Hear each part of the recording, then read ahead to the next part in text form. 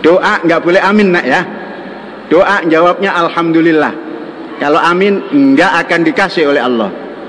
Mengapa? Karena tidak percaya kepada Allah amin itu. Apa makna amin?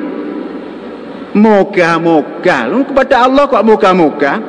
Kalau pada bapakmu baru moga-moga. Moga-moga dikasih uang tambah. Mengapa moga-moga? Karena bapakmu kadang-kadang Senin Kemis. Senin ada duit, Kemis juga tidak ada duit gitu kan. Makanya moga-moga surat ini dibalas. Tapi kalau kepada Allah, alhamdulillah, pasti kamu dijawab. Toh, Syekh ini kok bisa-bisa aja? Bukan, kata Allah itu. Jadi kalau nggak mau alhamdulillah, amin saja ya terserah, nggak dijawab.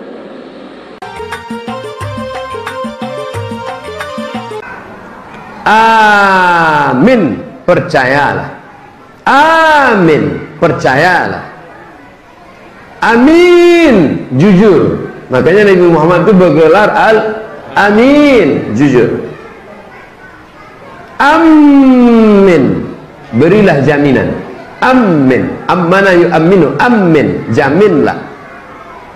Amin, amankanlah. Lalu yang betul itu mana?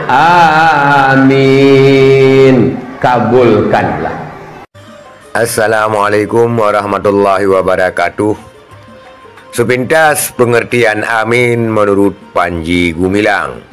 Dia mengartikan moga-moga dan menganjurkan santrinya untuk tidak menyebut ataupun menyahut amin ketika berdoa, tetapi sebutnya ataupun menyahutnya alhamdulillah.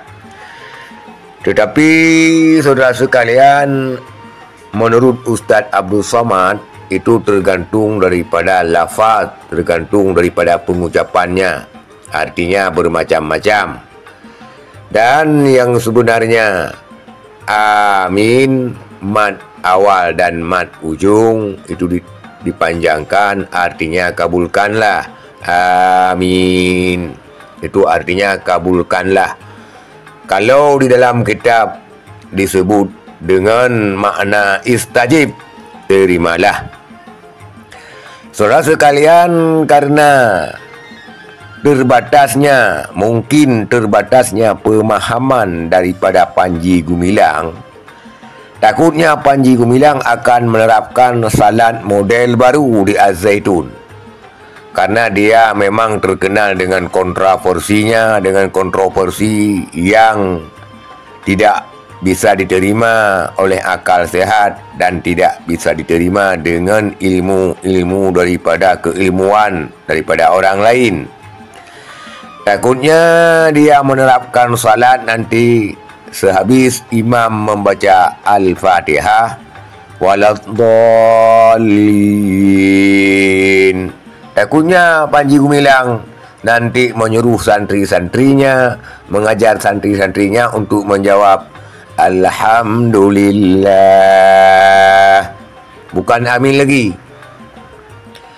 Takutnya begitu, karena pemahaman daripada Panji Gumilang, karena maknanya itu moga-moga. Kalau mau diterima, alhamdulillah katanya. Takutnya nanti ketika imam habis membaca Al-Fatihah disuruh jawabnya alhamdulillah, bukan lagi amin. Tidak tertutup kemungkinan, karena dia memang sekarang lagi gila-gila ilmunya, lagi gila-gila kontroversinya. Tetapi kita harap tidak demikian.